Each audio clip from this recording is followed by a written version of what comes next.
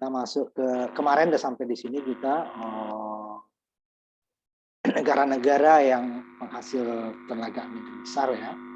Indonesia dari peta angin dunia itu emang nggak masuk, tapi sudah ada juga kita di Sulawesi Selatan, ini skala besar ya. Sulawesi Selatan itu ada di tertentu sama pada 224 itu. Ini beberapa sampai sini kita kemarin ya.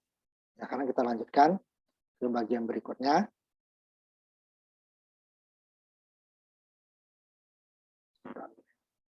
Lanjutkan ke bagian berikutnya ya. Ini yang sudah kita tutup saja.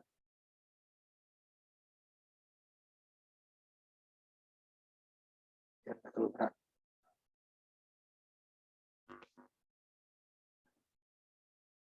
Kemudian kita masuk ke bagian jadi sampai di mana kedalaman atau penetrasi daripada tenaga angin terhadap energi lainnya gitu ya. Penetrasi energi angin adalah fraksi atau kelompok energi yang dihasilkan oleh angin dibandingkan dengan total pembangkit yang ada. Gitu. Jadi jenis pembangkit ini tidak dibedakan antara terbarukan sama konvensional, tapi semua total pembangkit. Jadi penetrasinya atau banyaknya ya yang itu adalah sekitar sampai 2015 itu adalah 3,5%. Tapi perkembangannya sekarang itu makin cukup tinggi ya. Nah, ini bersih ya, bersih. Dan ada itu di kan ada 2 kemarin ya, yang sangat besar itu ada yang di pantai, yang di pantai dan yang di daratan gitu ya. Nah, ada di beberapa daerah itu satu pantainya itu sampai luasnya itu kira-kira pada kota Palembang lah kayak ukurannya ya. Satu kelompok ya, kelompok atau peternakan angin ya istilahnya. Tapi dia yang di pantai.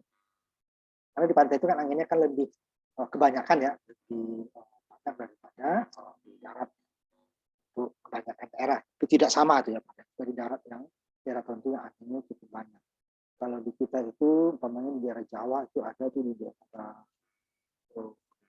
timur, di daerah itu Nganjuk itu anginnya cukup banyak ya. Sehingga orang untuk menanam suatu tanaman agak susah di sana umpamanya yang utuh daunnya seperti daun pisang. Nah, itu daerah-daerah tersebut. Tapi itu kan pada agak di permukaan ya, di permukaan tanah.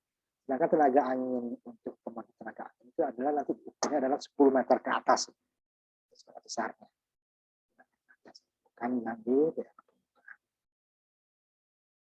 Ya, itu ada skala besar yang dibuat di daerah timur.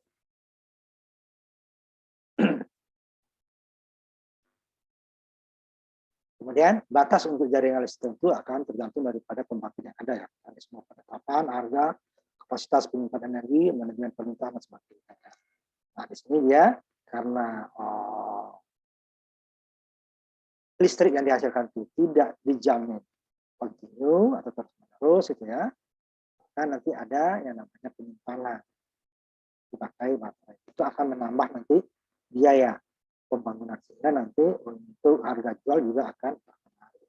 Nah, kalau energi seluruh hampir semua ya, semua energi terbarukan ini kalau tidak disubsidi, kalau di luar negeri itu sudah istilah apa yang biasa dipakai adalah fit and tarif ya, semacam subsidi itu ya, apakah pajak, apakah terhadap diskon pembelian dan kemudahan-kemudahan lainnya ya.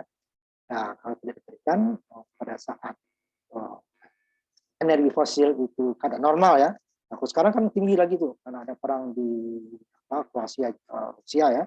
Itu harga minyak di atas $100 lagi. Nah, kalau harga di atas itu energi terbarukan dia bisa bersaing.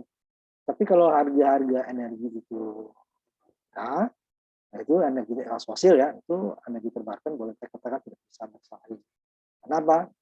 Banyak fasilitas dengan catatan bahwa kerusakan lingkungan atau yang dihasilkan atau apa namanya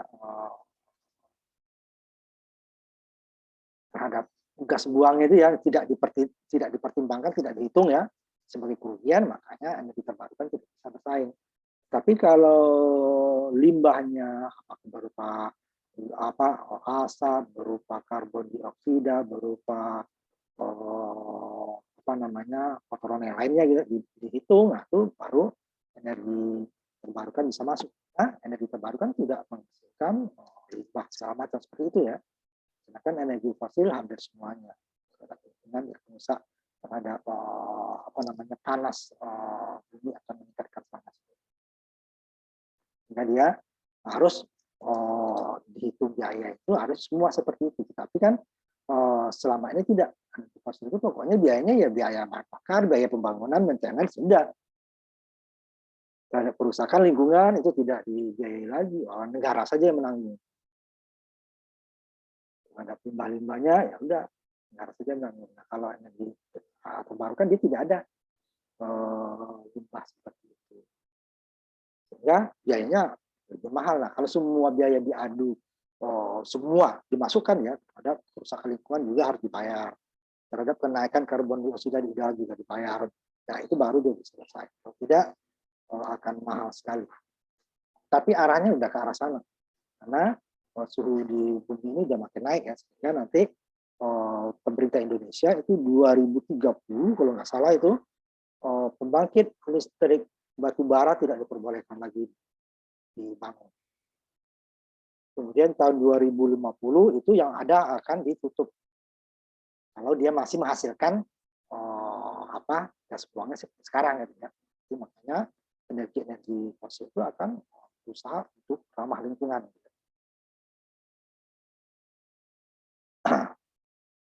Jadi perlu cadangan karena dia tidak bisa penyimpanan ya tetap seperti energi fosil. Sedangkan kalau energi fosil dia kan bahan bakar setiap saat, kecuali air tadi ya. Ada suatu penelitian ya menunjukkan bahwa 20% dari total konsumsi energi listrik tahunan dimasukkan ke dalam kesulitan minimal di dalam perhitungan tadi ini ada kapasitas cadangan tadi. Susah untuk. Jadi dilakukan dengan lokasi ini untuk energi angin ya, bahwa dia konsumsi energinya susah untuk didapatkan terus-menerus. Lokasi-lokasi yang tersebar secara geografis ya, sebuah tingkat yang dapat dikirim atau tenaga air dengan kapasitas penyimpanan, manajemen permintaan, dan saling berhubungan dengan area jaringan besar. Memberikan ekspor tenaga listrik pada saat dibutuhkan. Jadi pada saat energi angin, kalau yang segi angin kita mau khususnya energi terbarukan ya, dia menghasilkan pembangkit dari fosil itu di stop. Sayang kan, rugi kita membakar duit itu namanya kan, minyak, bakar batu bara, gas kan. Nah, itu dia dikurangi atau di stop sehingga dia akan pada saat karena energi terbarukan apakah dari angin atau dari matahari tidak konstan, pada saat dia berkurang baru energi tersebut fosil nanti dia akan lebih maksimal. Itu kalau dia sudah terhubung ya ke jaringan semua atau interkoneksi. Kalau tidak interkoneksi itu tidak bisa. Nah, yang kesulitan tadi 20% tadi ya, 20% kesulitan tadi. Tadi ya. Kemudian di luar level 20% ada beberapa batasan teknis, tapi implikasi ekonominya menjanjikan secara signifikan. Jadi sekitar 80%-nya itu udah boleh dikatakan sangat layak gitu ya. Peralatannya listrik ya, bagian efek dari investasi skala besar untuk pembangkit angin pada stabilitas sistem dan ekonomi. Jadi biayanya juga lebih murah nanti dan stabilitas. Nanti dia terus menerusnya itu bisa dijamin lebih mudah ya, walaupun tidak seperti energi fosil. Energi fosil, nah ini cuma tidak dapat bakar kan, gratis. Cuman biaya pembangunannya sangat mahal.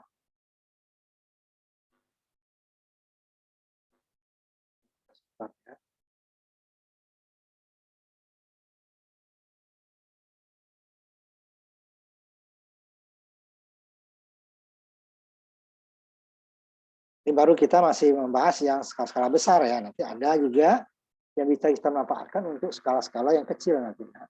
Yang tidak perlu terlalu mahal, tetapi dia juga untuk yang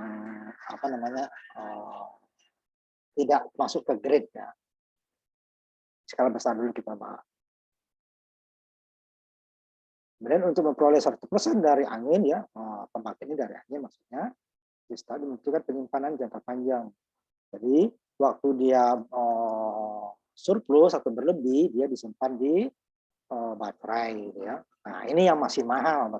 Sekarang mulai menurun baterai itu dengan kapasitas penyimpanan lebih besar dan waktu menyimpannya lebih cepat ya. Sekarang seperti untuk mobil-mobil listrik ya, itu udah bisa cepat. Ada juga sekarang yang untuk handphone itu dia hanya memerlukan waktu 15 sampai setengah jam, untuk yang biasanya kita untuk memenuhkan handphone itu perlu lebih dari 1 jam gitu ya. Sekarang sudah ada. Jadi dia mempercepat penyimpanan baterai. Nah, mobil juga seperti itu. Nah, tidak perlu dia seharian untuk mengisi. Tidak ada teknologi yang membuat pengisian baterai itu secara jauh lebih cepat dibandingkan dengan teknologi sebelumnya. Nah, ini untuk memperoleh energi dari tenaga angin 100%. Berarti dia pada saat anginnya kurang atau tidak bisa menggerakkan turbin, maka yang dari baterai penyimpanan tadilah yang dipakai. Jadi dia memerlukan biaya yang besar ya. Nanti juga interkoneksi. Penyimpanan yang besar ya hampir sama lah dengan dihasilkan pada saat dia beroperasi ya. Pada saat tidak beroperasi kan tidak bergerak, berarti kan listrik nggak ada. Ambil dari mana? Dari baterai. Pada saat dia bergerak lagi, dia akan mengisi baterai lagi dan menyalurkan. Sehingga dia seperti pembangkit konvensional tanpa kita memerlukan bahan bakar. Ya nanti dia akan secara bulanan, mingguan, harian atau setiap jam ya. Dan berkurangnya angin dapat memasok sebanyak atau lebih dari 100% penggunaan. Sisanya baru disimpan atau diekspor. Jadi dia dipasok kepasokan yang normalnya, sisanya untuk penyimpanan. Dan pada saat dibutuhkan pada saat-saat angin tidak ada atau tidak cukup, karena dia tidak bisa ada jaminan setiap saat angin itu bisa menggerakkan turbin angin. Kemudian dari kelebihan pasokan tadinya, ini kelebihan pasokan seperti juga waktu kelebihan pasokan di mikrohidro ya, itu industri musiman yang butuh waktu-waktu tertentu saja ya bisa mengambil keuntungan dari tadi ya. Saat outputnya lebih rendah daripada input listrik yang dihasilkan. Jadi digunakan. Kalau di koridor kan pada saat malam ya orang tidak banyak menggunakan, itu digunakan untuk pendinginan atau pemanasan gitu ya. Digunakan listriknya ini juga bisa seperti itu pada saat kalau ini tidak waktunya tidak lebih ini ya tidak lebih bervariasi. Beda dengan koridor ya biasanya malam atau air tertentu. Kemudian dia tidak bisa dijamin untuk malam, ya. Mau siang bisa saja. Karena anginnya tidak pasti malamnya ada berlebih atau siangnya. Ini bisa digunakan untuk kegiatan-kegiatan yang musiman atau tidak kontinu ya. Di pada saat itu kan sayang energi yang terbuang. Umpamanya dia pada saat malam pasokannya sudah berkurang permintaan. Kemudian anginnya masih besar. Kemudian kan bisa disimpan. Waktu penyimpanan sudah penuh kan berarti berlebih. Nah, berlebih tersebut tidak bisa lagi kita simpan karena kapasitas penyimpanan sudah penuh. Sehingga energinya akan terbuang. Nah, energi yang terbuang tadi, listrik yang terbuang tadi, dan energi angin kan sayang juga di stop. Ya kan? Karena dia tetap harus berputar karena untuk tetap menyalurkan pada malam. Tapi daya kebutuhan dengan yang dihasilkan lebih besar. Nah, itu bisa digunakan untuk seperti industri atau kegiatan musiman yang tidak tetap. Dan industri bisa seperti produksi silikon, aluminium, baja, gas alam, hidrogen ya. Dan menggunakan penyimpanan jangka panjang di masa depan untuk memfasilitasi energi 100% dari energi terbarukan yang bervariasi. Ini gabungan nanti ya, terbarukan. Ada angin, ada matahari, ada biomasa nanti ya. Semuanya itu dia tidak bisa kontinu. Dia dapat ya, menerima daya listrik tambahan sesuai permintaan. Namanya untuk pemanasnya termostat. Kita perlu air panas untuk mandi pada saat dingin gitu ya. Contohnya di Australia, di negara bagian Asia Selatan, menghasilkan sekitar setengah dari kapasitas tenaga nasional. Bukan seluruh listriknya dari tenaga anginnya. Makanya tiap daerah mempunyai karakteristik yang berbeda ya masalah angin. Seperti Australia aja dia di selatan itu separuhnya, tapi daerah lainnya kan nggak bisa separuh. Nah, seperti di Indonesia itu di Sulawesi yang baru layak secara ekonomi ya. 2011 tenaga di Australia Selatan kira factory ya mungkin akan mencapai 25% dari pembangkit listrik negara. Tapi lebih seperempatnya ya. Selatan ya. Karena kan batu bara pertama kali. Karena Australia adalah termasuk penghasil batu bara terbesar di dunia dan punya cadangan terbesar di dunia. Lebih besar dari Indonesia. Kalau Indonesia termasuk 10 besar ya, penghasil dan cadangan terbesar di dunia itu Indonesia masuk salah satunya. Tapi angin tidak. Australia dia seperempatnya menggunakan tenaga. Nah, walaupun itu tidak bisa dijamin seperti pembangkit batu bara ya, batu bara bisa selagi ada pasokan batu baranya 24 jam jadi dia bisa turun naik, sehingga diperlukan tadi adalah penyimpanan energi listriknya di baterai. Ya, pada saat anginnya berkurang, sedangkan kebutuhannya lebih dari kapasitas pembangkit, maka digunakan cadangan tadi. Itu dia menggunakan inverter. Kalau turbin angin langsung menghasilkan listrik bolak-balik ya, sama dengan air, beda dengan energi matahari. Sedangkan setelah disimpan di baterai dia menjadi DC, sehingga dia perlu inverter lagi. Nah, itu nanti yang harus akan dapat gitu ya. Sedangkan energi yang dihasilkan setengahnya dari anginnya, 26% dari pembangkit keseluruhannya ya. Sedangkan penduduknya hanya 7,2%. Berarti kan dia surplus itu ya. Dari orangnya sedikit.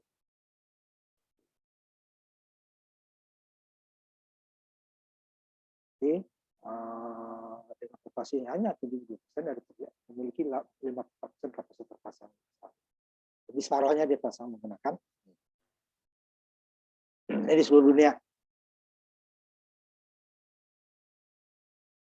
Kalau sampai ini ya sampai 2020 ini perkiraan 2000 data realnya sampai 2015 ini data perkiraan. Ini yang hitam ini adalah jika pembangunan tenaga angin itu seperti yang sekarang saja tidak ada dukungan kuat dari pemerintah ya. Ini yang secara moderatnya kalau digiatkan gitu ya, lalu bisa pada tahun 2050 itu nanti dia bisa menghasilkan 2.500 giga. Kalau tidak dia hanya sampai 1.500, 1.600-an ya. Nah, kalau ini ada pengembangan dengan secara teknologi dan dengan peraturan-peraturan dari pemerintah ya, itu bisa nanti menghasilkan 4.000 gigawatt per tahun.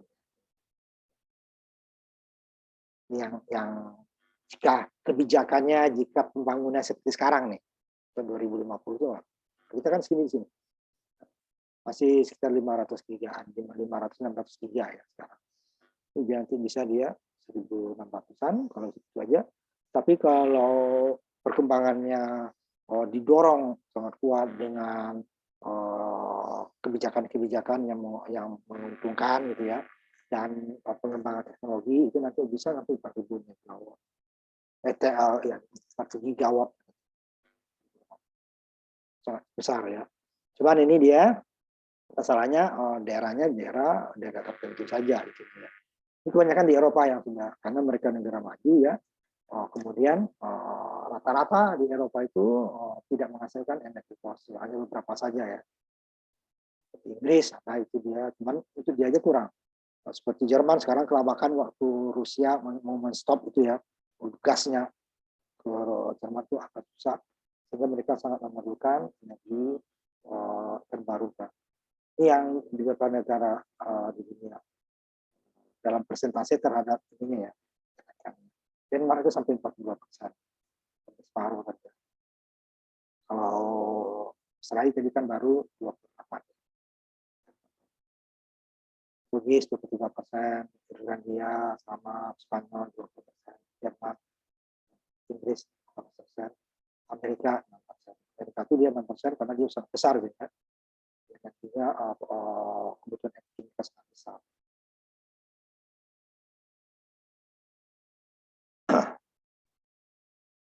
Jadi dia seperti kebanyakan energi terbarukan ya, dia energi yang dihasilkan, tenaga listrik dihasilkan bervariasi dari waktu ke waktu, dari jam ke jam itu berbeda-beda dari musim ke musim. Tahunan juga tidak tetap, harian juga tidak tetap ya. Jadi variasinya sangat banyak.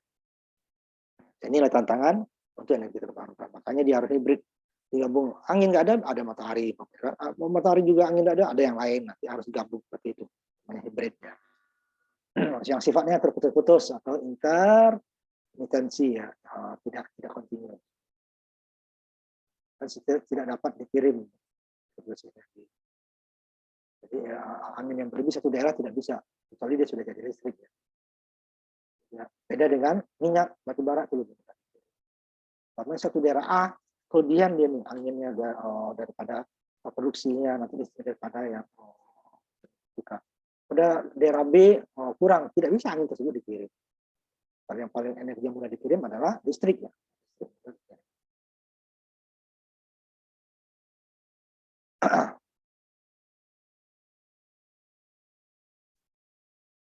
Kemudian fluktuasi beban, nah ini kan tidak bisa diatur. Karena kebutuhan itu dia tergantung dengan keperluan masing-masing. Industri juga seperti itu. Rumah tangga juga seperti itu. Kan? Sehingga dia fluktuasi dari bebannya akan tidak bisa mengikuti daripada produksi. Saat bebannya besar, produksi belum tentu dia besar. Karena angin tidak bisa menjamin. Nah, makanya dia perlu nanti cadangan tadi. Sehingga bisa mengimbangi variasi daripada atau fluktuasi daripada permintaan. Ya pada saat tenaga angin variasinya rendah gitu ya, pada saat rendah ya diganti oleh sumber lain. Juga matahari pada saat malam diganti dengan angin pemat. Angin kurang atau diganti lagi dengan energi lain, umpamanya biomasa. Sehingga dia memerlukan beberapa pembangkit yang terbarukan jenis yang berbeda-beda sehingga dapat saling mendukung. Pada saat yang jenis pertama nggak ada, yang kedua kedua juga nggak ada, seperti dua yang ketiga. Jadi yang begitu banyak. Ini berbeda dengan energi fosil, kecuali yang air ya. Airnya pada saat musim kemarau ya pasti kurang. Tapi kalau batu bara selagi ada pasokan batu bara tidak. Kan air itu kan sama dengan energi terbarukan ya dari alam ya. Alam yang mengatur. Sedangkan kalau batu bara, minyak, gas itu bisa dari ditambang. Karena dia biayanya akan mudah untuk diangkut.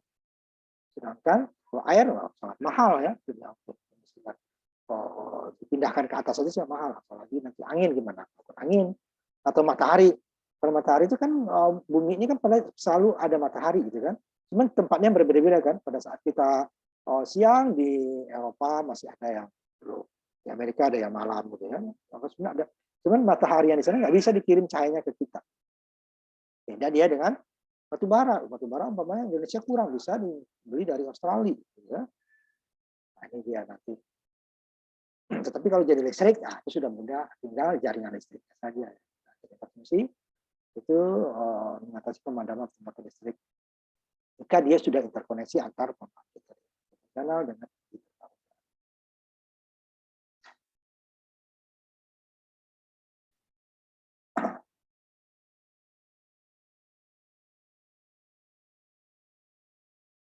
jadi jika dengan ada cadangan tersebut, jadi pada saat tenaga angin rendah atau matahari rendah itu bisa dia digunakan tenaga cadangan.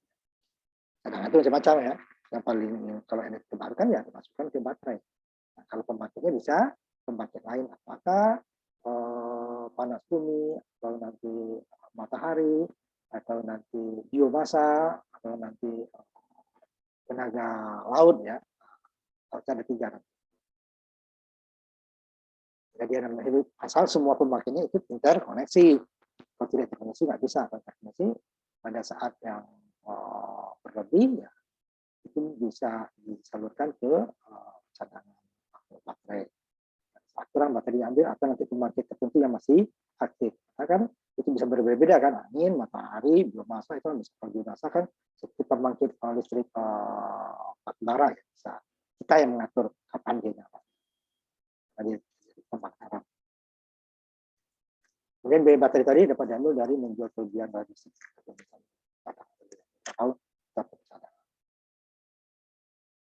bisa cadangan jika dari tadi ya bisa 20% hingga 40%.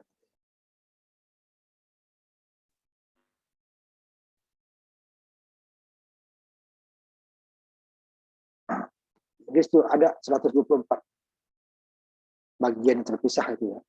Untuk apa? Pada saat anginnya kurang. Dengan pembangkit-pembangkit yang lain ya. Selain cadangan, itu sudah disiapkan. Karena kita keperluan listrik itu boleh dikatakan 24 jam. Jadi di Denmark, orang mencatat bahwa jaringan tenaga angin menunjukkan kurang dari 1% dari permintaan rata-rata. 2 bulan lah itu kurang.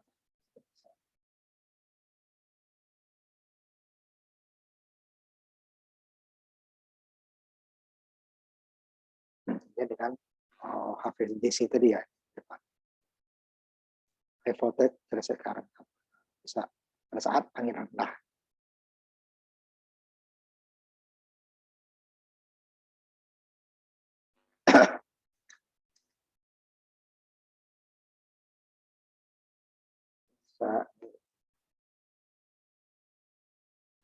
Kemudian pada saat angin cukup kencang ya,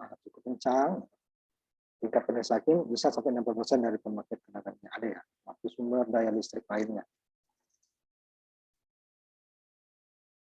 Saat waktu tertentu ya, kalau ini biasanya di Eropa nih yang besar ya. Nah, di Eropa malah nanti bisa di stop ya, di rem supaya dia kecepatannya anginnya sangat tinggi.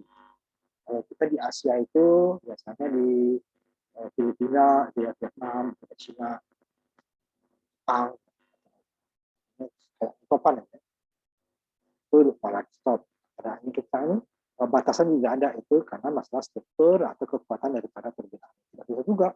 Harusnya makin kencang makin bagus dong ya, ada batasnya ya. Itu juga PLTA kan, air makin banyak, tapi kan daya tampung daripada waduk tidak ada batas. Itu terpaksa dibuang. Nah, kalau sini dia bisa dibuang atau cara dia rem dimatikan. Berarti kan kalau mati turbin kan listrik juga mati. Padahal anginnya banyak kan, tapi kalau dia tidak direm nanti malah rusak.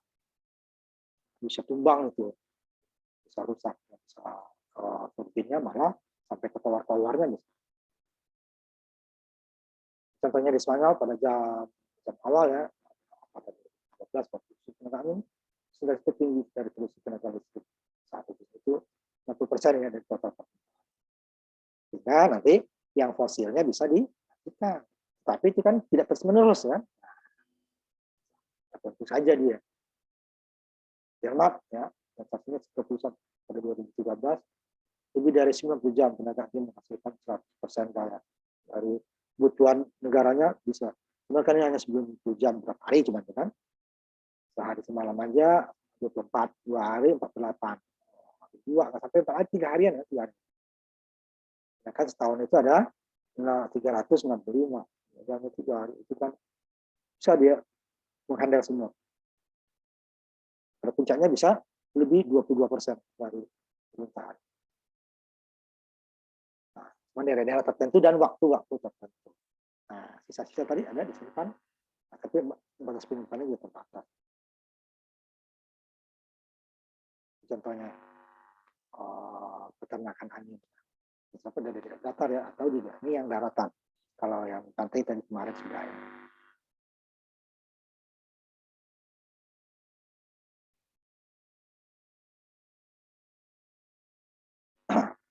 Ini biaya operasi dari sistemnya.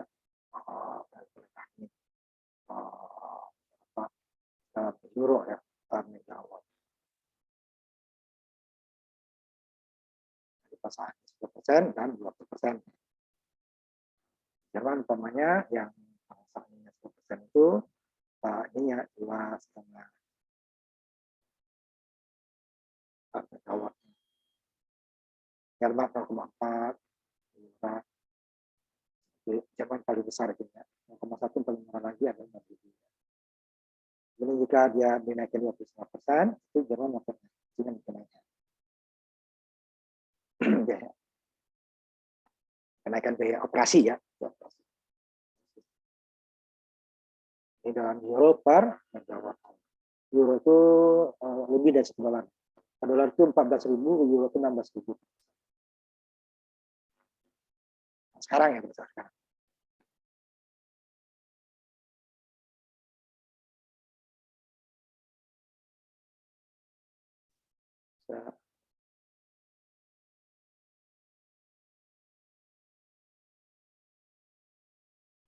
Ini banyak penelitian ya.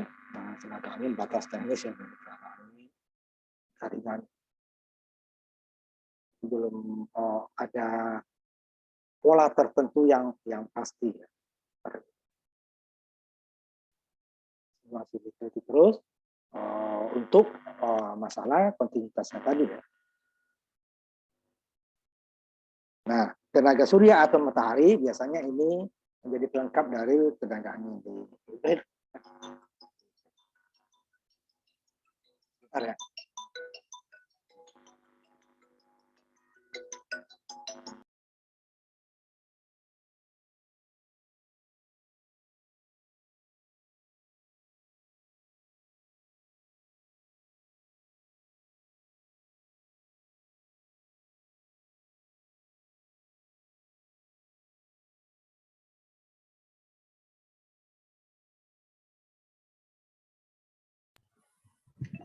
Maaf Pak, suaranya nggak ada Pak, masih ke mute.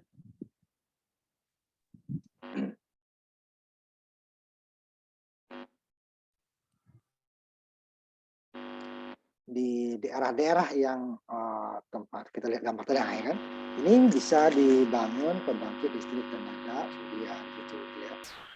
Ya, tenaga itu biasanya memang dia walaupun tidak sampai rata benar di bawahnya ya, itu bisa dibangun sehingga dia hibrid dengan energi untuk saling melengkapi pada saat umpamanya angin tidak ada, suryanya nggak ada, walaupun itu tidak bisa menjamin 100%. Bisa saja dua-duanya pada saat yang bersamaan tidak ada angin rendah, matahari tertutup awan atau malam. Ya. Nah, malam hari tidak dijamin juga angin itu bertiup kecepatan yang dibutuhkan oleh turbin angin. Itu disitu makanya diperlukan cadangan. Itu kebanyakan ya apalagi kan dia tempatnya ya. Pada saat dua-duanya aktif, nah itu dia akan mengisi baterai tadi gitu ya. Biasanya untuk skala besar tapi ya. Itu pemakaian di tempat saja itu biasanya ya baterai.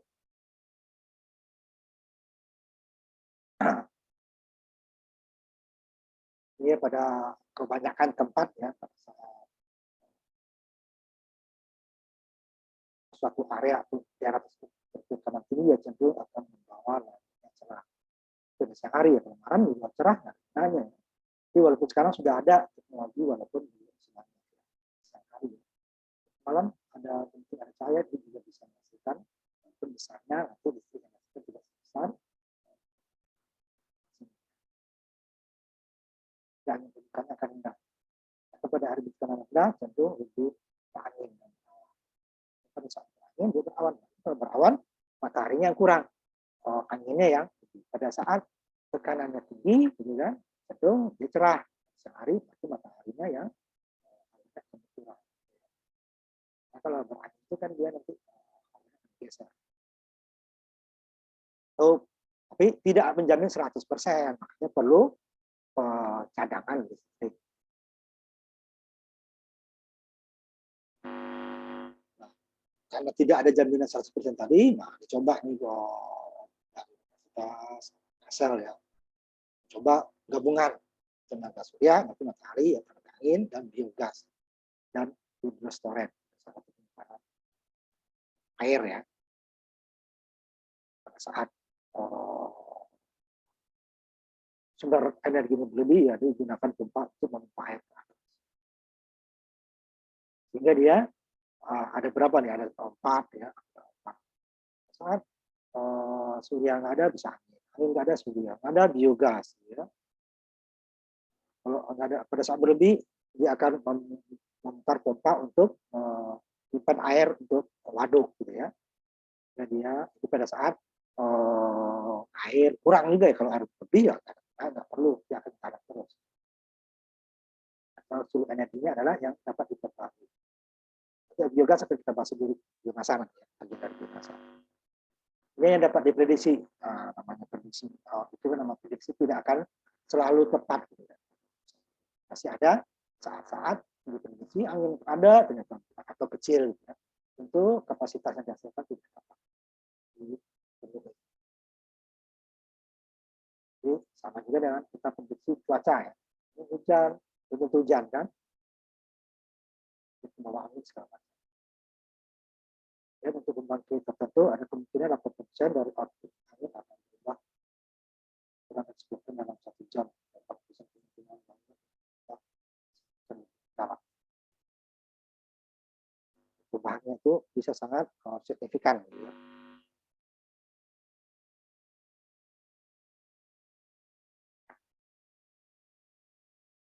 Ya, pesannya lebih tajam sebentar. Ini saya edit sedikit.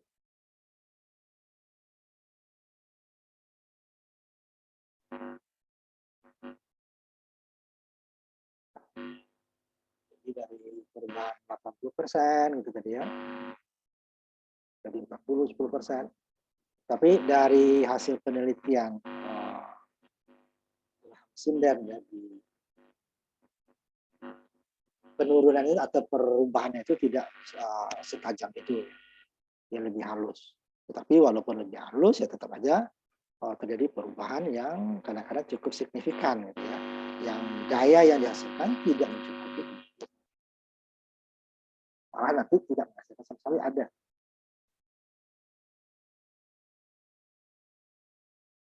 Nah, ketika jarak antar tempat atau siklus yang akan dikembangkan itu, korelasi antara kecepatan angin yang itu di lokasi tersebut beda jaraknya ya. Itu bisa kencang. Dia geser lagi dia kita bangun tempatnya atau tidak, dia malah makin tidak ada gitu ya. Itu yang susah di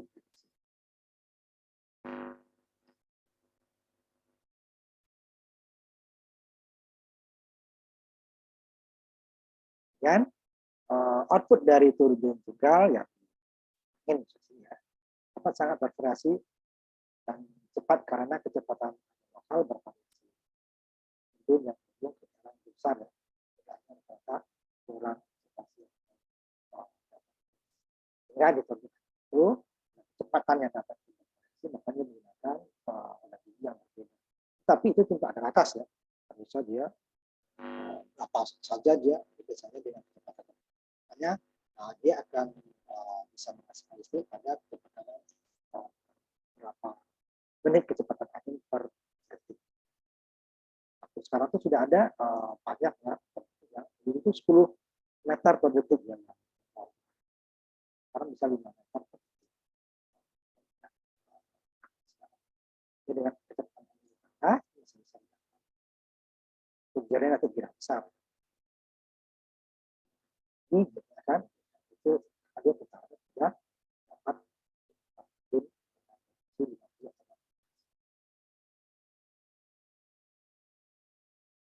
sehingga nanti angin dengan turbinnya dapat didistribusikan, dapat menggunakan dan dapat prediksi. Bahwa pada waktu-waktu biasanya dari penelitian data sebelumnya ya, namanya bulan tertentu, wah ini kecil nih biasanya. Jadi disiapkan tempat. Kalau jam segini nih hari bulan segini itu biasanya besar. Jadi dia pemakai lain tidak perlu di standby-kan atau dia disimpan. Itu tidak akan tepat 100% ya. Data-data sebelum itu itu dilepas lagi pada waktu yang berbeda. Tetap ada pembangkit cadangan. Tadi seperti angin, biogas atau biomasa, nanti biogas, biomasa atau matahari, dan nanti air ya, itu cadangan. Ini yang sekarang digiatkan, penyimpanan energi. Penyimpanan energi ada di baterai, sama di waduk untuk pembangkit listrik tenaga air.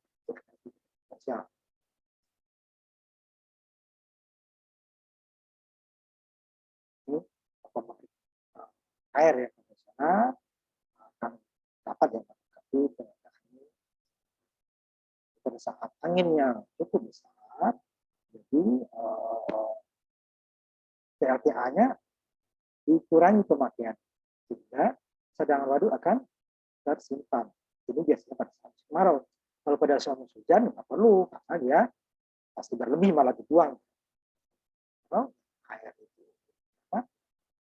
ya, nanti kita bisa memakainya lebih lama sampai datangnya lagi musim hujan. Itu dengan syarat pada saat angin itu juga banyak, gitu ya. Nah, kalau anginnya kurang, ya terpaksa konvensionalnya jangan terus kan. Pada saat angin kencang, pembangkit listrik dapat mengurangi pemakaian air. Jika angin turun, ya pembangkit itu tadi yang kan, apalagi digabung dengan. Tapi kan namanya penggabungan itu kan berarti 3 biaya itu kan. Kalau biaya kan 3 biaya. Ada angin dia sendiri, matahari dia sendiri kan, tidak bisa satu air dia sendiri. Biayanya sangat mahal. Satu dengan 3 kan jelas beda. Tapi kan kesinambungannya tidak. Biasanya kalau air adalah pada saat waduk itu cadangan itu tidak besar. Musim kemarau bisa lebih lama dari musim hujan. Nah, dia dihemat airnya. Kalau selagi ada matahari atau angin baru dua-duanya nggak aktif baru air. Pada saat ada lagi air ditutup lagi. Ya nanti penghematan waduknya lebih lama cadangannya. Kalau pada saat headnya kurang, ketinggiannya kurang, sehingga nanti daya turbinya rendah. Jadi pada saat matahari atau angin menghasilkan listrik yang besar, dia dipompa untuk menaikkan air ke kan ada ya walaupun jarak. Jadi setelah tail rest tadi naik lagi ke atas. Itu dia pasti dia rugi ya kita kalau menggunakan listriknya dari PLTA. Tapi kalau gunakan pembangkit seperti matahari yang lebih nih, jadi pakai atau angin yang lebih, kita daripada dibuang saja kan, lebih baik dia menaikkan air yang headnya tadi sudah kurang di PLTA. Jadi pada saat berkurang, karena PLTA headnya kurang, berarti kan PLTA nggak jalan. Tapi diarahkan dari angin atau matahari. Ya, kalau sisanya ya, kalau dipakai ini duluan, nah, pasti nanti pengguna atau user tidak dapat listrik. Kencang, digunakan angin kencang, tetapi air kurang. Ya, kencang air banyak, perlu. Ya, nanti jenis penyimpanannya diperlukan lebih besar. Nah, itu kan karena di waduk itu susah. Tapi kan bisa sangat besar sehingga pada saat musim hujan tidak perlu dia dibuang ke pintu air ya. Nah, tapi kan batas waduk walaupun sangat besar tetap ada batas. Kalau nanti terus nanti bisa jebol. Biaya lebih mahal lagi. Yang ada penyimpanan yang jangka terbatas gitu ya. Kalau udah penuh ya udah pakai lagi supaya dia tidak merusak struktur dari energi terdepan tadi ya, seperti kelebihan angin pada saat listrik anginnya cukup kencang dan lebih dari pasokan yang diperlukan, sehingga sedangkan waduk kurang air bisa dia ditambah. Tapi kalau juga kurang ya nggak bisa kan, kalau di bersamaan air kurang, matahari kecil, angin juga nggak besar, itu ya. Artinya karena ada penggunaan pasokan ke ini terpaksa menggunakan apalagi pembangkit listrik yang fosil lagi ya, jadi bara, artinya gas.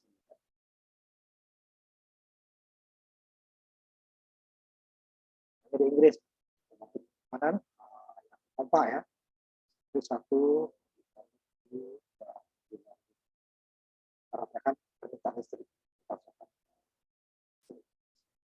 Jadi pada saat yang berlebih ya, ke atas, saat angin ini kurang dia pada saat angin berlebih dia menyimpan air untuk di waduknya.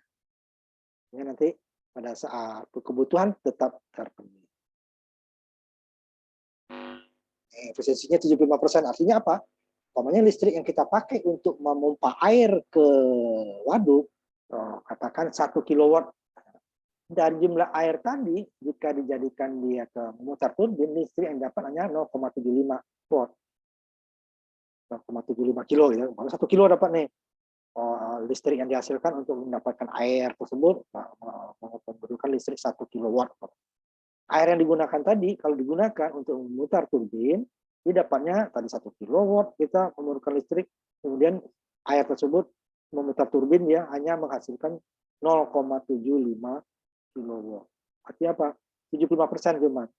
Berarti kan kalau kita gunakan dengan listrik PLTA itu sendiri kan rugi kita. Ngapain kan?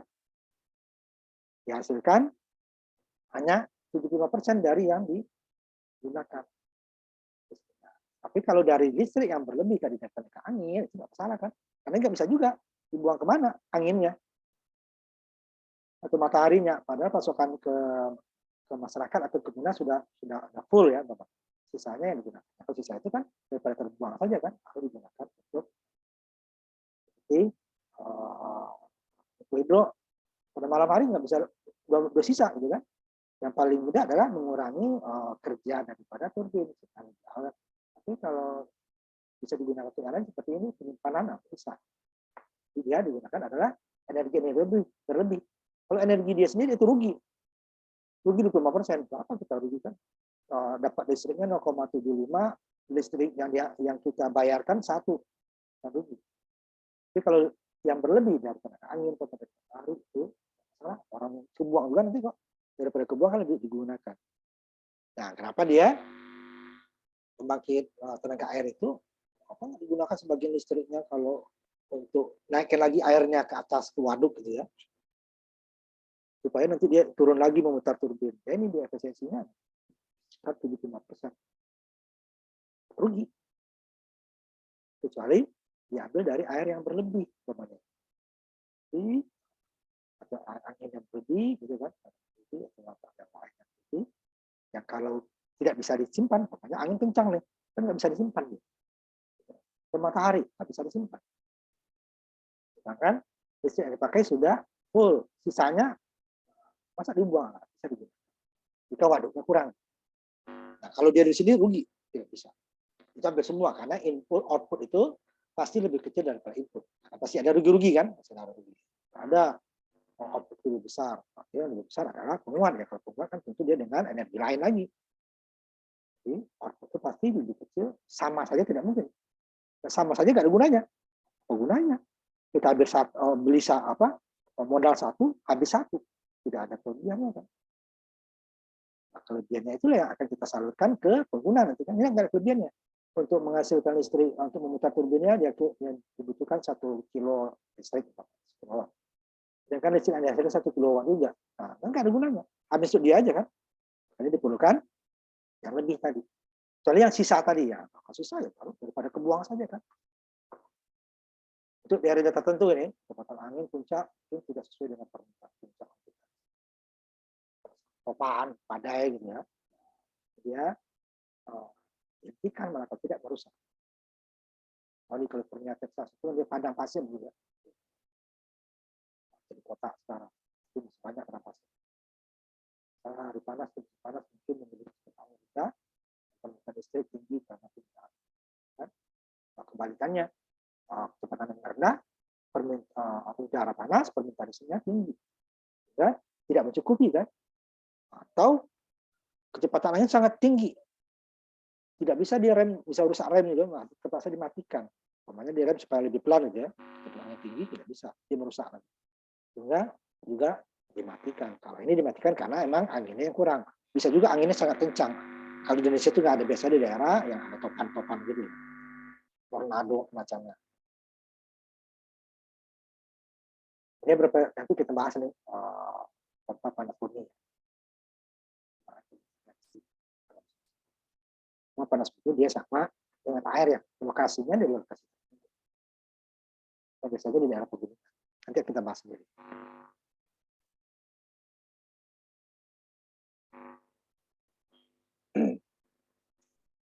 Nah, di beberapa wilayah Jerman itu ya, Jerman memiliki kapasitas terpasang angin, pembangkitan angin dan matahari yang dapat melebihi permintaan harian. Tapi pada waktu tertentu ya, dan setelah diekspor dari puncaknya ke negara-negara tetangga. Seperti sekitar 14 miliar bawah 18. Dan situ pun kelebihan dari yang dibutuhkan. Nah, ada negara yang kurang, tapi ini namanya matahari angin tidak berlebih terus-menerus ya, pada waktu-waktu tertentu. Disimpan dengan penyimpanan menggunakan uang besar ya, dari diekspor saja. Tapi pada saat dikurang ya, digunakan yang lain, misalnya gas seperti kemarin, yang sebagian besar diimpor dari Rusia. Jerman sekarang juga kata-kata Rusia non-stop gas. Tenaga energi terbarukan cukup besar, tapi belum bisa menghandle kebutuhan terus-menerus ya. Pada waktu tertentu malah lebih. Jadi solusi yang praktisnya, misalkan kapasitas penyimpanan baru ya, itu masuk ke penyimpanan yang sekarang yang masih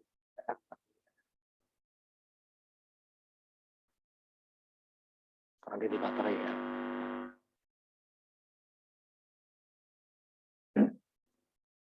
Ini fasilnya di Eropa langsung kebutuhan energinya ya. Di rata-rata Eropa Barat, kita negara anggota ini mempertahankan cadangan sertifikat selama 90 bulan. Bahwa negara akan menyediakan penyimpanan listrik masih konvensionalnya masih cadangan 3 bulan. Kalau kita tuh nggak sampai cadangan minyak kita cuma 2-3 bulan. Contoh pembangkit PLTA ya. Sumbernya di atas itu nggak besar, maka dipompa ke atas. Akan mencakup waduk tenaga listrik, penyimpanan besar yang dipompa ya.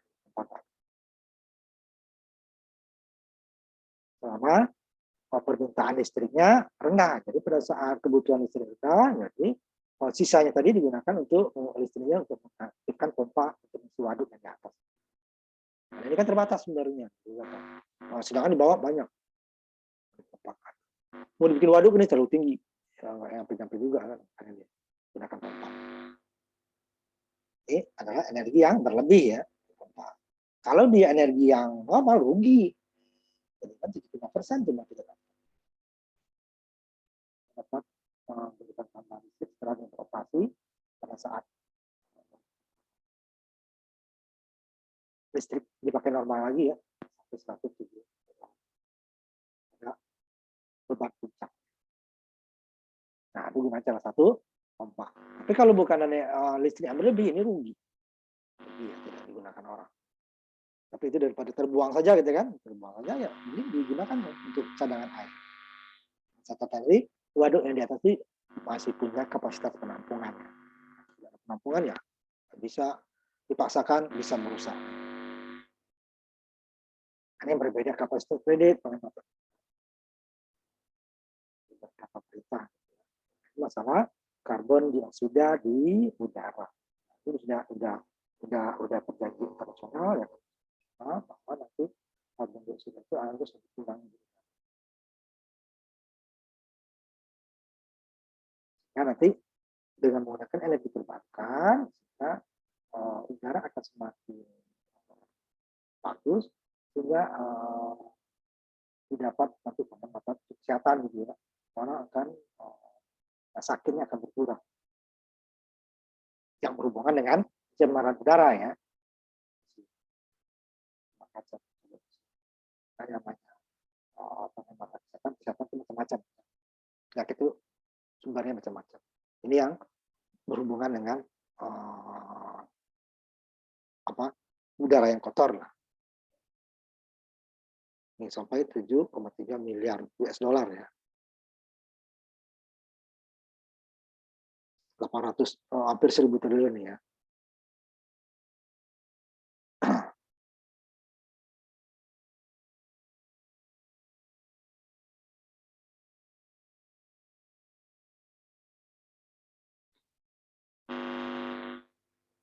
Jadi investasi tenaga angin bervariasi rata-rata sekitar 20 sampai 30 tahun ya. Sekitar 1 tahun modal. Itu dengan konstan tadi ya. Dan secara ekonomi, tenaga angin mencapai grid atau grid parity atau kesimpangan ya, karena biaya tenaga angin sama dengan sumber tradisional, maksudnya energi fosil ya. Beberapa pertemuan berbeda. Jadi, tapi kalau pada saat harga minyak turun, itu enggak.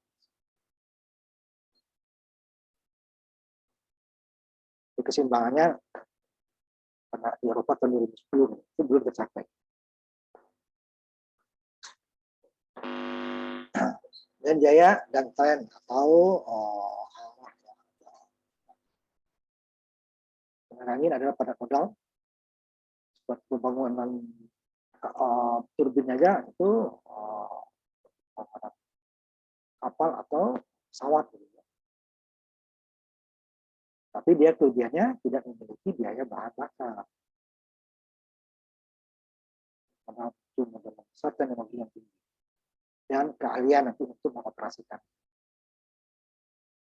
Nah, jadi harga tenaga angin jauh lebih stabil ya dibandingkan.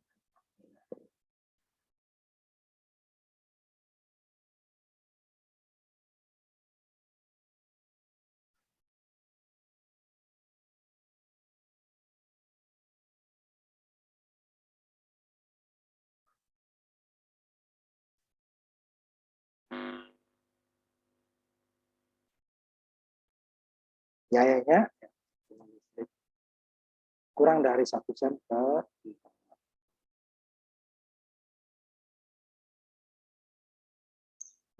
Itu biaya pembangunannya tinggi, nggak harus masuk modal. Namun biaya rata-rata periode tenaga angin harus memasukkan kan biaya operasional 10 sen.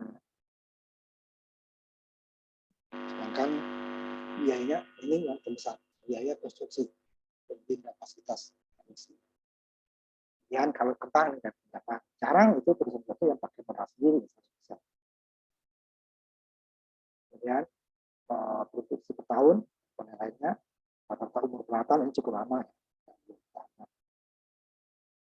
Nah, sedangkan yang susahnya adalah produksi tahunan. Ini yang bisa tetap. Karena datang angin berbeda sih.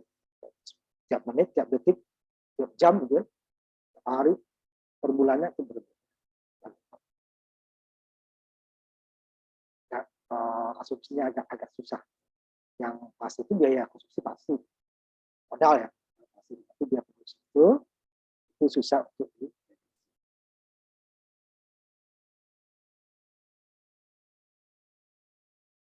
kalau di negara berkembang biasanya negara ya Pak. Negara misalnya negara yang rugi.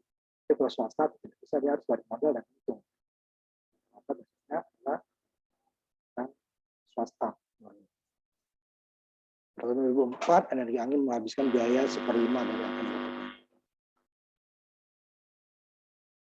Itu makin murah gitu ya. Sama juga pembangkit listrik tenaga matahari. Makin ke sini biaya per panelnya makin murah dan efisiensinya makin tinggi. Nah, masalah perkembangan teknologi. Jadi lebih murah sehingga nanti biaya kalau modal kurang kan itu biaya jual bahkan turun terus ya sampai sekarang.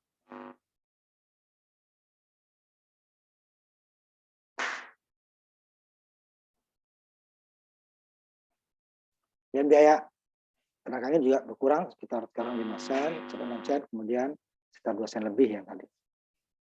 Tapi masih lebih mahal dia dibandingkan dengan biaya fosil ya.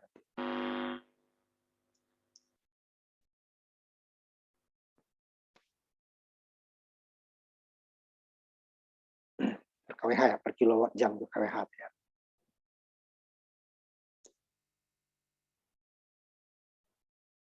Kemudian dari dalam konstruksinya juga lebih cepat. Makin lama kan orang makin awal-awal kan dicoba-coba. 2011 pembangkit listrik tenaga angin baru 5.600 megawatt terpasang. Kapasitas ya, bukan yang dihasilkan, kapasitas ya. Dan 2 kali lipat dari jumlah dibandingkan pada tahun 2010. 2010 masih 3.000-an ya. Kapasitasnya bukan yang dihasilkan, karena dihasilkan tergantung dari angin yang ada. Sekitar 30% dari semua pembangkit listrik baru dibandingkan Amerika Serikat pada 2005 berasal dari angin. Nah, kita termasuk salah satu ya kencang, karena kita berada di kalau kita dari pantai. Tapi kita nggak boleh yang dalam ya, soal konstruksi. Ini kira biaya perkiraan per megawatt hour untuk listrik tenaga angin di Denmark. Ini dalam megawatt hour itu dalam dolar ya. Beberapa kasannya yang murah, 70 US dollar per megawatt hour.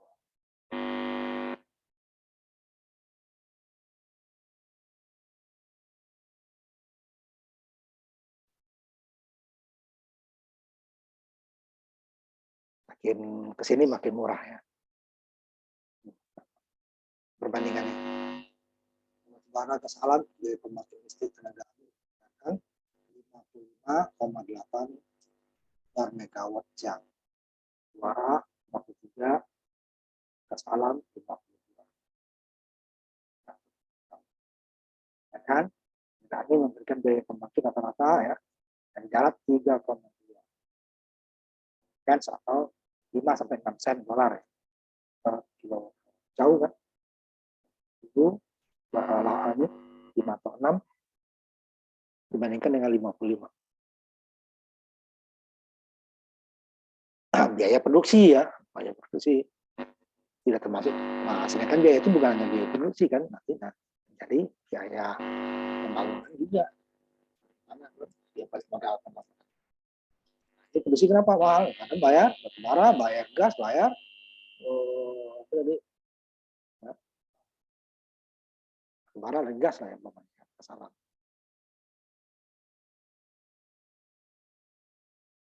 Ini lebih mahal kan? Sedikit mahal kan?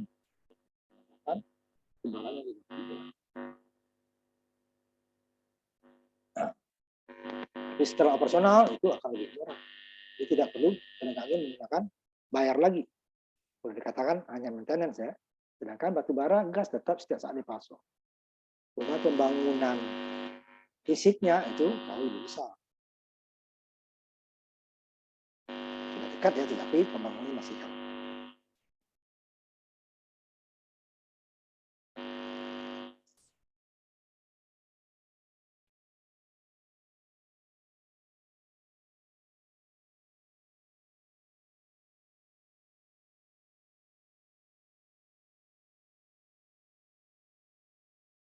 Nah, biaya-biaya diabaikan gitu ya, dia untuk proyeksi ya rata-rata angin Amerika Serikat turun ya 25% dari 2012, kira-kira 20 tahunan lah ya, dan murah, makin murah. Tapi masih belum bisa diadu dengan energi fosil ya. Kalau tidak ditetapkan masalah harga karbonnya, kalau energi fosil kan menghasilkan dipastikan ya masih kalah. Tapi kalau dimasukin harga karbon baru dia bisa. Contohnya ketika memasukkan skema penentuan harga karbon baru ya, dengan memberikan biaya ya dalam sehari 80 megawatt hour baru dan 143 megawatt untuk pembangkit listrik batubara lalu dan 116 megawatt pembangkit gas. Lalu dihitung termasuk biaya karbonnya. Jadi kalau dia menghasilkan karbon itu satu kubiknya berapa biaya yang harus untuk menetralkannya. Kan kalau angin nggak ada, nol kan. Nanti 80 megawatt itu membangun semua. Ya kan? Kalau batu bara, dia pasti mengeluarkan emisi segala macam. Gas buang. Tapi walaupun gas lebih kecil ya, tidak ada. Nah, sedangkan angin tidak. Tapi gas dan batu bara ya bisa terus menerus lagi ada pasokan. Angin, kita tidak bisa memasok angin. Angin harus dibanding. Kalau sekarang ini belum. Ya, makanya tadi perbandingan ini tadi. Ya, mahal lah angin dibandingkan batu bara dan gas. Padahal kalau dimasukkan ininya tadi, walaupun ini bukan dalam dolar Amerika ya sedikit tadi, tapi kan ini 53 tahu. Nah ini yang di sekarang pemerintah dunia masalah karbon, pencemaran di udara, karbon dioksida di udara.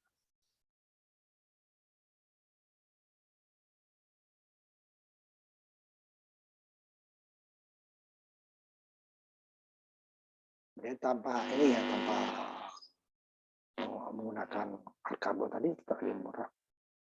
Pada saat udah operasi ya, tapi kalau biaya pembangunannya ya masih tinggi total.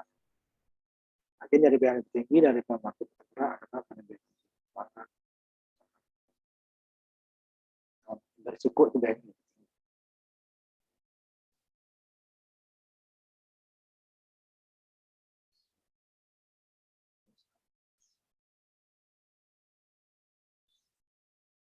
Kemudian penurunan biaya tadi di Amerika hampir kurang dari 2 tahun dan kurang sampai 5%. Karena teknologinya semakin efisiensi meningkat, biaya turun, ya. Dengan panas solar makin murah dan makin efisiensinya makin tinggi. 14%, 15%, sekarang di atas 20%. Kenapa? Karena 100% matahari sinar itu yang jadi listrik hanya 20%. Tidak 100%. Itu 100% ya.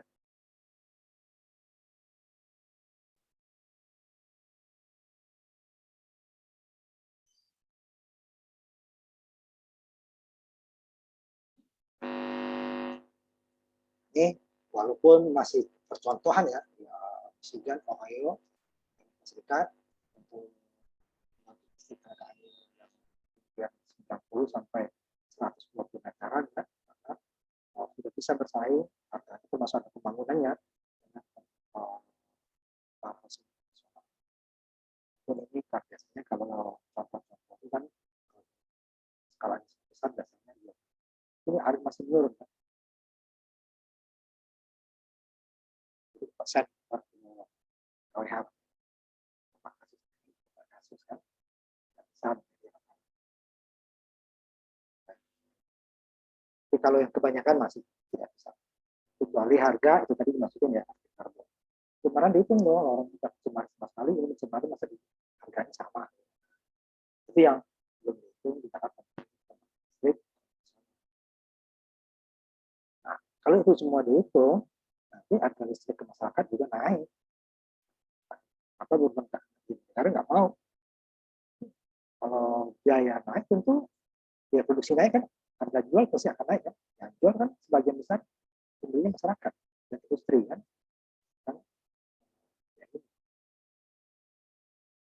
Apakah hanya diwajibkan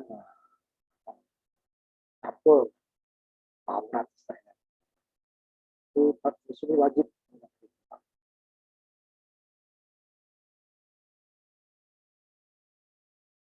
Kemudian untuk energi lepas pantai bisa sampai 5% ya. Kalau yang di itu 10%-an. Penurunannya ya cukup besar dengan fasilitasi ya.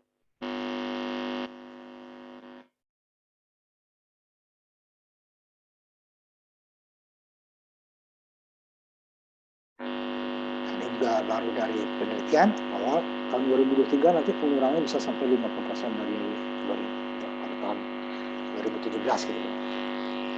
Kira-kira 15 tahun itu kan. taruh, ketika nanti nyatanya belum bisa seperti itu kan. Tahun 2030 baru kita cek benar nggak harganya separuh pembangunan daripada tahun ini.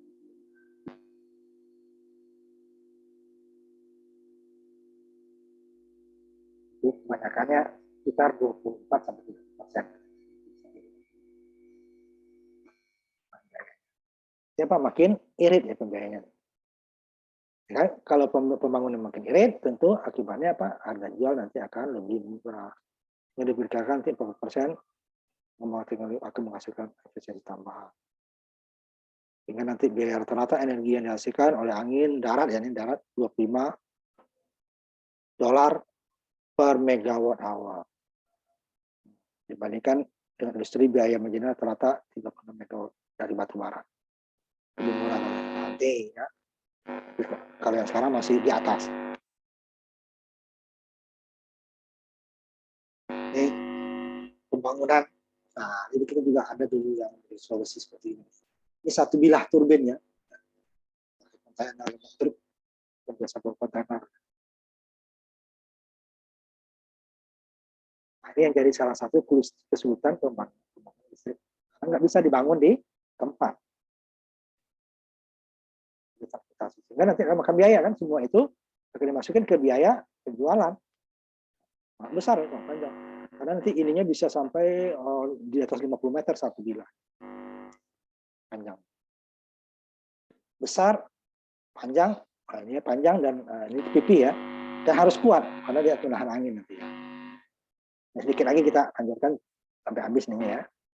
Yang ke bagian ketiganya, nanti besok kita masuk ke pembangkit yang lain. Ini kalau nggak habis semua nggak apa-apa ya, nanti kita lanjutkan sedikit baru masuk ke pembangkit yang lain. Insentif dan keuntungan masyarakat ini sudah banyak sosial nanti.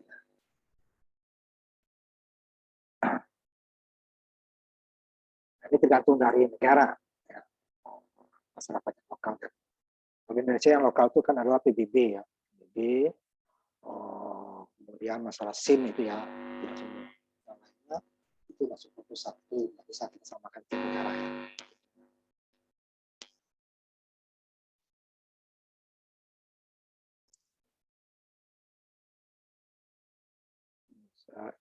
Beda-beda tuh memang ya.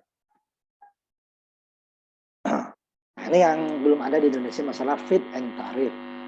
Masalah penetapan harga, ya, dia disubsidi atau diberikan kemudahan supaya harga listriknya itu disubsidi supaya bisa bersaing dengan produk konvensional atau energi fosil.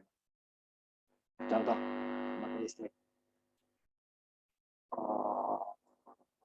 peternakan. Nah, kita kan yang daerah luas-luas seperti ini yang susah. Kita banyak pegunungan. Nah, anginnya juga nggak konstan. Nah, di sekitar ini masih bisa ditanam, tapi itu biasanya berbahaya. Tanamannya komponen yang berputar itu biasanya copot segala macam itu nggak aman. Jika tinggal nggak boleh. Kita nanam apa di bawahnya kan masih dekat di bawahnya. Ya pasti ada jarak ya, jarak itu yang diperbolehkan. Seperti tower juga, tower seluler itu ya, itu harus ada jarak itu dari rumah. Kalau kita kan lanjut aja, ada dari rumah itu hanya berapa meter dari rumah itu nggak boleh. Atau tiang-tiang papan reklame atau iklan, itu harusnya ada jarak. K3 aja ya, boleh dibangun. Kalau dia pamannya dia jatuh ini diameternya ke sini nih kelilingnya. Nah, dia jatuhnya katakan ini 100 meter. Ini 100 meter diameternya nggak boleh dihuni atau digunakan untuk kepentingan lain. Ketiga, keselamatan kerja. Nah, sisanya baru diboleh. Apa nggak di bawahnya dibangun juga matahari ini berbahaya. Ini berputar ya. Apa segala macam. Nanti ada terlihat nanti kejadian-kejadian. Nah, ini yang lebih banyak bisa kita pergunakan, tapi tidak masuk ke jaringan listrik PLN. Skala kecil. Modelnya berbeda. Nah, ini contohnya. Kita rumah, tapi wakilnya kan kecil. Ya. Seperti ini. Nanti di jalan tol juga gitu ya, di jalan ya, di jalan lah ya. Sumbu vertikal kan, kalau tadi kan sumbu horizontal ya. Sumbunya yang vertikal tiangnya, sumbunya horizontal mendatar. Tadi sumbunya ke atas. Nah, tapi ini sumbu vertikal biasanya seskala kecil. Yang bilang ada yang setengah drum yang di ini putar ya. Nah, sumbu vertikal tipe Gorlov ya. Kemudian nanti kita lihat lagi contohnya ya.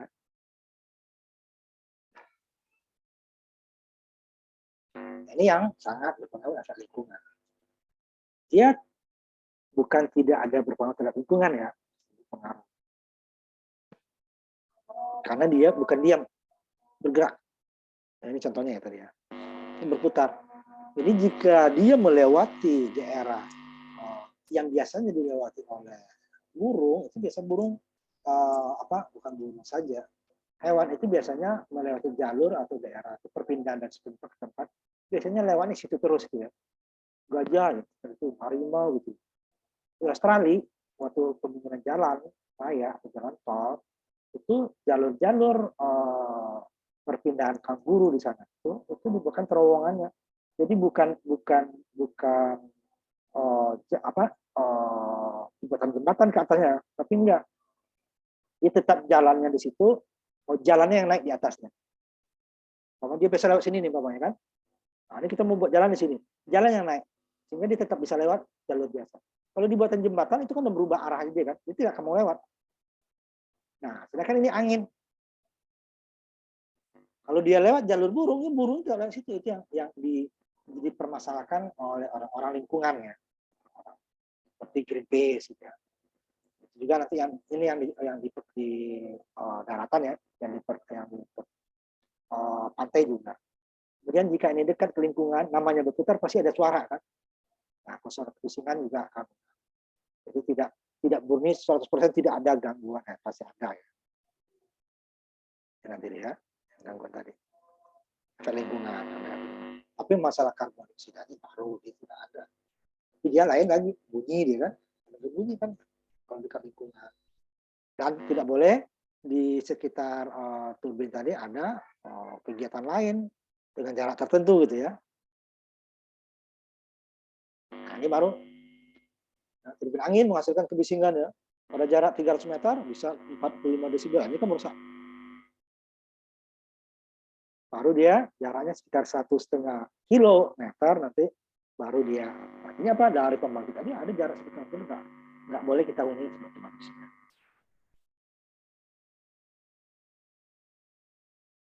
Tidak ada. Jadi tidak boleh terlalu dekat ke daerah pemukiman. Ini juga untuk pertahanan jika dekat ya Angkatan Udara Amerika, laut sama dia. Penempatan perbedaan besar di dekat pangkalan akan berdampak pada pengompol lalu pesawat. Bisa mengganggu radar. Jarak yang tertentu nggak boleh dibangun walaupun ketersangkanya besar, karena sudah ada kebutuhan. Dan juga nanti spesifika lingkungan ya. Nah, seperti ini. Ya kalau ternak bolehlah gitu kan, tapi kalau orangnya nggak boleh dekat-dekat. Kalau ternak kan bisa dilarang, oh jangan sini gitu ya. Tapi pagar. Nah, ini masalah politik, bisa kita bahas terlalu banyak ini nanti ya, terpusat. Nah, seperti negara federal itu ada undang-undang lokal atau undang-undang negara bagian yang bisa menganulir keperluan seperti ini. Karena itu biasanya negara federal itu yang diatur oleh federal semua itu adalah masalah keuangan, masalah politik luar negeri, masalah pertahanan keamanan, itu baru negara federal. Tapi kalau bagian seperti ini dia biasanya termasuk negara bagian yang sehingga bisa bertentangan antara aturan pusat dengan aturan daerah. Itu juga dengan kita masalah otonomi daerah kan ada hal tertentu yang diatur oleh daerah. Dengan kadang membuat birokrasi itu terlalu panjang. Nah, masalah politik susah. untuk di ini kan. Karena ada yang setuju, ada juga yang oh setuju nih energinya bersih. Oh enggak, ini merusak juga. Seperti tadi bising, gitu ya, dan sebagainya. Dan kemungkinan estetikanya ini jelek ini jadinya kalau di ini kan. Daerah tertentu tapi ya. Kalau kita belum ada karena sedikit baru ya. Kalau matahari itu boleh dikatakan belum ada komplain lah ya. Ini ada daerah pegunungan. Nah, ini jauh dari lingkungan nggak masalah. Ya. Opini publik yang setiap daerah juga berbeda-beda. Tapi semakin negara maju dia biasanya lebih positif ke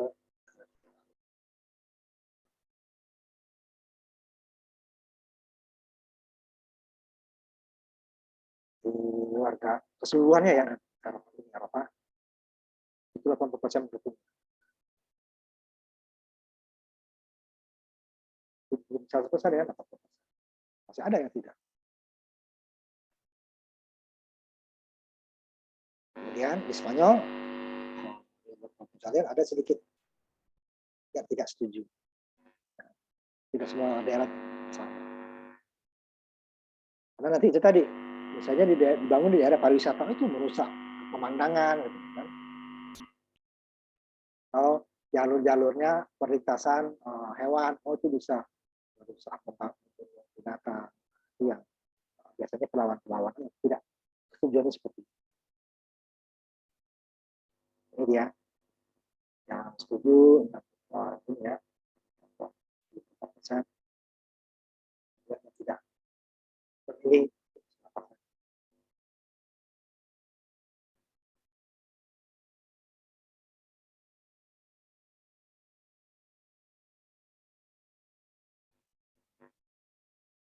Yang khusus orang-orang lingkungan ya, banyak 50%. Sedikit yang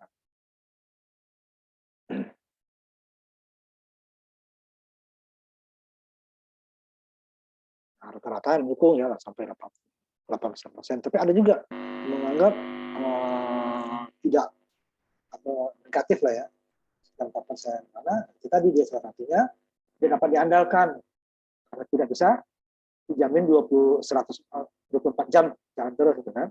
Kemudian mahal, memang mahal. Dan fosil jika fosil itu tidak memasukkan masalah pencemarannya.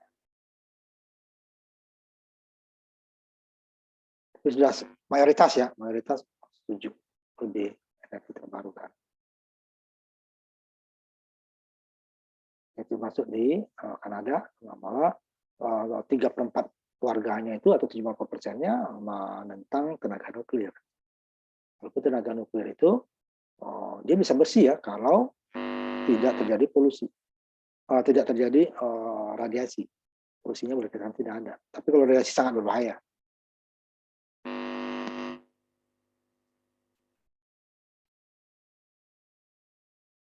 Di Kanada, tenaga ada banyak positif.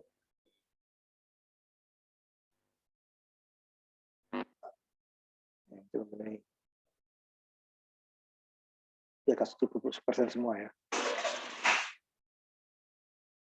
Nah ini dia sekolah di Australia sudah merencanakan 2020 katanya kan, itu benar tercapai ya 100%.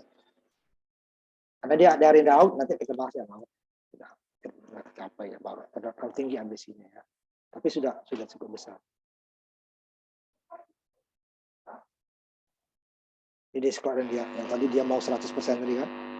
Ini angin gelombang laut ya, ini nuklir, ya kan? Sebagian besar dia sudah energi terbarukan ya. Tapi masih ada minyak, batu bara, sama ya, untuk tenaga angin ini pengembangan dan ini ya Inggris pengembangannya kecil ya, yang mendukung atau sangat mendukung lebih jauh lebih besar. Rata-rata di dunia nih ya, Amerika Serikat, Inggris, Prancis, Italia, Spanyol, Jerman. Ini kalau mendukung sangat mendukung daripada menentang ya, bicara ke mendukung kan 80% lebih. Tidak mentah ini. Rata. hampir tidak ada ininya ya, kecuali di dekat pemukiman tadi ya, atau dekat tempat wisata, di dekat daerah-daerah seperti bandara atau pelabuhan, juga sedikit mengganggu masyarakat bersama tadi ya. Ini contoh dari Inggris ya, tentang dengan alasan estetika saja nih. Ini dulu gunungnya bagus, ini dapat keganggu pemandangan. Nah, di negara maju ya semuanya diperhitungkan ya, karena mereka itu sangat memperjuangkan hak-hak mereka. Nah, kalau kita kan sebenarnya nggak ada masalah. Itu gunungan apa sih? Jadi nih masalah estetika aja kan. Masalah lingkungan nggak ada, masalah keamanan nggak ada, jadi estetika. Merusak pemandangan istilahnya gitu ya. Itu tetap. Dan di Sinterbin, ini ada beberapa. Ya, kebanyakan tadi kan sumbu horizontal ya, tiangnya yang vertikal horizontal sumbunya. Nanti ada beberapa contoh nanti. Skala kecil yang tadi tidak ada ya. Tapi yang vertikal tadi sudah kita bahas sebelumnya ya. Ini yang gear yang bisa.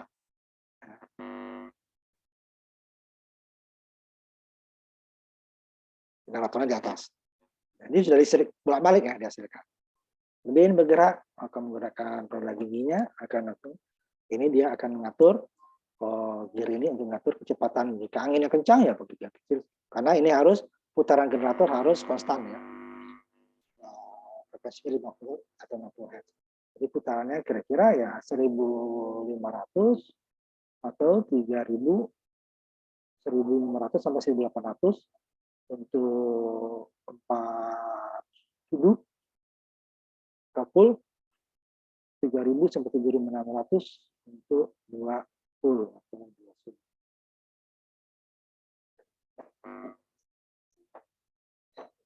Ini pengarah angin. Karena angin datanya tidak satu arah kan, satu putar. Nah, ini beberapa turbin sumbu vertikal cuma skala kecil. Jenis vertikal seperti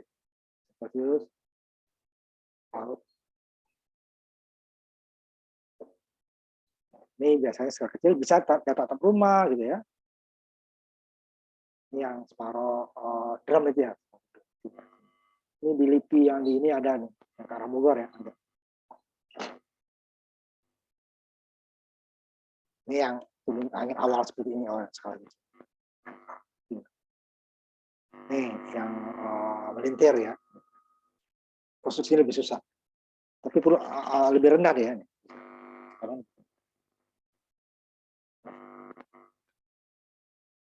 Twist, ketika twist ganda ya. Ini yang double ininya, berlawanan depan dan belakang. Jadi dua pasang ya, ke depan dan ke belakang. Ini yang untuk di jalan-jalan biasanya. Di jalan itu kan pasti ada angin karena lega itunya ya. Apalagi kalau ada kendaraan nanti kan lewat pasti ada angin. Ini yang belum di daerah kita yang belum dipergunakan. Ini kan bisa dia selain matahari untuk minimal untuk lampu lalu lintas gitu ya, bisa dipergunakan. Cuma skala kecil, nggak masuk grid ini atau jaringan. Ini yang di atas. Bisa. Kalau yang kita kan untuk lampu penerangan jalan itu sekarang sudah ada yang pakai solar cell ya. Jadi kalau malamnya dia pakai baterai. Nah, ini bisa ditambahkan. Nanti solar cell tidak akan saling ganggu kan, solar cell di atasnya di bawah. Jadi pada saat mendung, dia jika ada angin, dia masih bisa ngisi baterai. Nah, kalau 100% solar cell kan, jika pada saat musim hujan susah kan, baterai boleh katakan tidak terisi. Nah, ini dia bisa double. Nah, vertikal dan kecil. Nah, ini kalau ini horizontal sebenarnya panjang, cuma skala kecil ya, bilangnya kecil. Bukan turbin angin di peternakan angin. Bisa. Kalau di kita baru menggunakan solar cell, karena solar cell adalah teknologi yang paling mudah ya. Tinggal ditaruh dapat listrik. Nah, kalau mau ini ya pakai kontrol sedikit untuk ke baterai.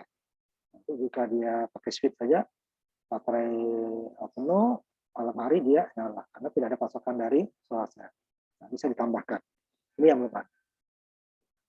Nah, itu beberapa pembangkit listrik tenaga angin skala kecil ya. Nah, itu tidak bisa masuk ke jaringan dan tidak diperhitungkan di dalam perhitungan pasokan energi di dunia. Susah menghitungnya. Udah dikecil jumlahnya banyak kan. Yang dihitung tadi adalah yang peternakan angin tadi. Nah, sampai ini kita selesai kita pembangkit listrik tenaga angin. Di depan kita masuk ke pembangkit listrik biomasa ya, gitu ya. Nah, itu Indonesia termasuk sumber biomasa yang besar karena kita daerah pertanian. Tapi pemanfaatan datanya untuk listrik belum dikatakan belum ada. Paling beberapa daerah itu biasanya dari sampah ya, itu sampah termasuk biomasa. Di Surabaya sudah ada, di Jakarta juga ada, cuman makin lama makin turun. Karena itu ada teman kamu yang sudah mengatakan penelitian itu ya, karena dia sampahnya dicampur antara sampah organik dan non-organik. Walaupun di beberapa tempat sudah ada pemisahan ya, tapi kan truknya masih satu.